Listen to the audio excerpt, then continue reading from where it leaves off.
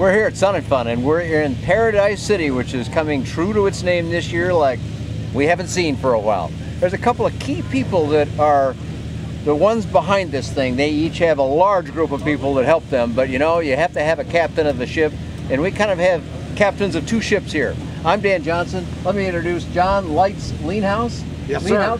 And Dave Piper. Lights is the main man here at Sun and Fun. Dave Piper is the main man here in Paradise City, and Dave has been doing this for what, 24 years? 24 years he's been at this. Lights, you're a little newer, but you've been volunteering even longer than that. Give me a little background for it. Well, I've been coming in this place since 1980 when I flew in a 1940 Luscombe E.A.A. Then I kept back for the next 30 years when the Navy wasn't keeping me underway. I was hitting this place as often as I could. Probably got it out of 30 years. I probably hit this between 18 and 20 times. Is that right? So I was in camping under the wing, steermans. They used to bring a Hornet in here and put on a demo. But now I decided to retire from my second career and come down here and volunteer again and take over Sun and Fun. Been here about a year and a half, and I am loving it. Well, they're loving you too, from what I hear. Dave, what do you think about Lights' leadership here? What a refreshing breath of air. Let me get my wallet. Let's pay for that. That's right. No, with the support for the volunteers and stuff that actually do all the work here, it's phenomenal, and it starts right here. Well, here, got a couple of volunteers right here. Yes, sir. But this is not possible. These kind of shows are just not possible without a virtual army of them. How many, Dave, do you have right here just in Paradise City, much less the whole rest of Sun and Fun? 186. 186 people helping him out. So, captain of a ship in more ways than one there. Yep. John, what would you guess, or do you know the total number of volunteers? We average approximately 3,500. Over the course of the week, I'll do over 24,000 lunches. Wow.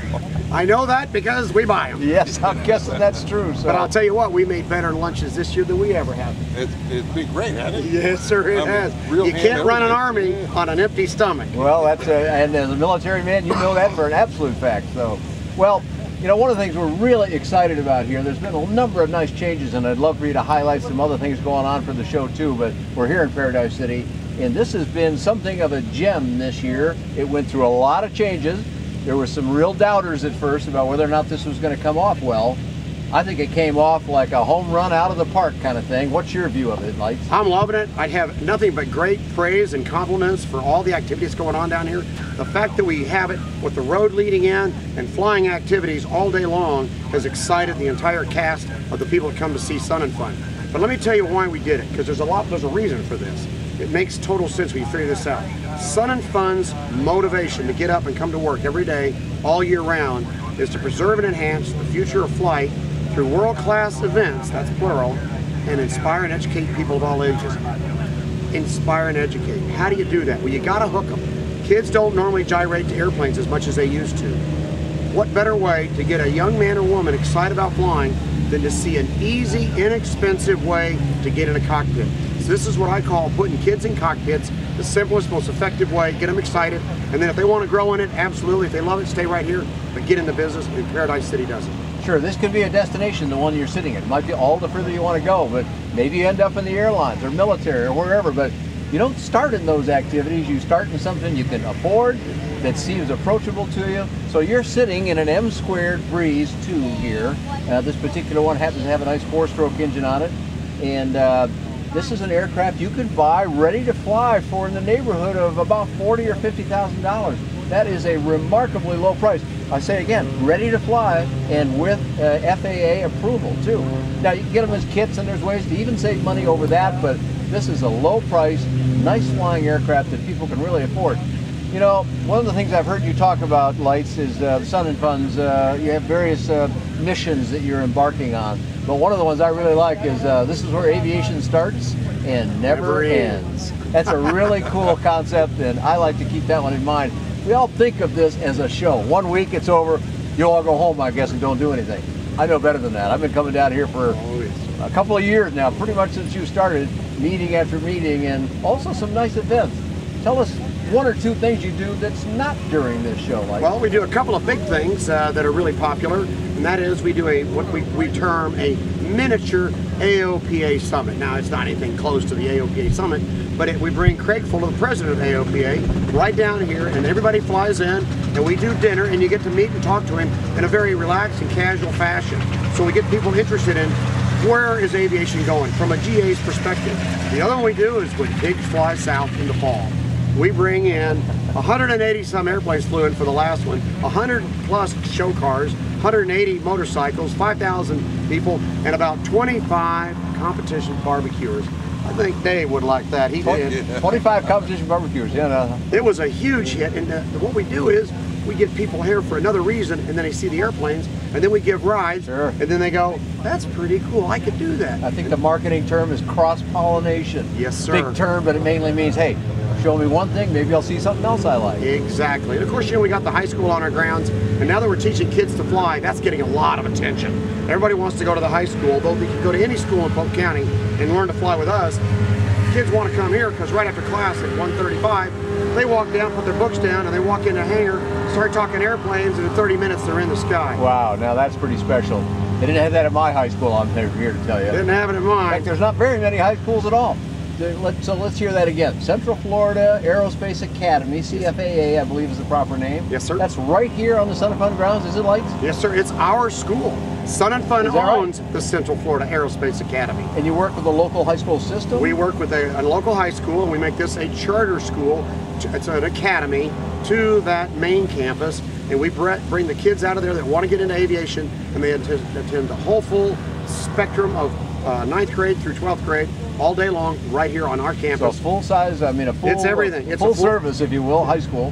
Actually, what's really neat about it is we just became one of the 5 in the nation high schools that you can get all of your preparatory A&P mechanics written work done and start on your practical.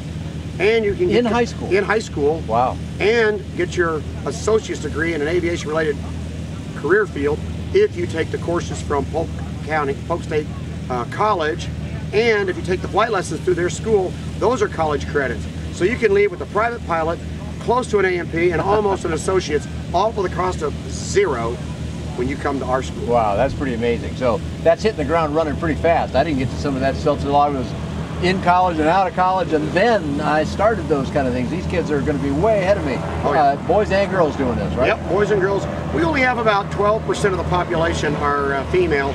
We'd like to grow that to about 25 to 30. So we're working on it. 12% is a pretty credible start, though, actually. Yep. And this is another neat thing. We have 100% graduation rate. Wow.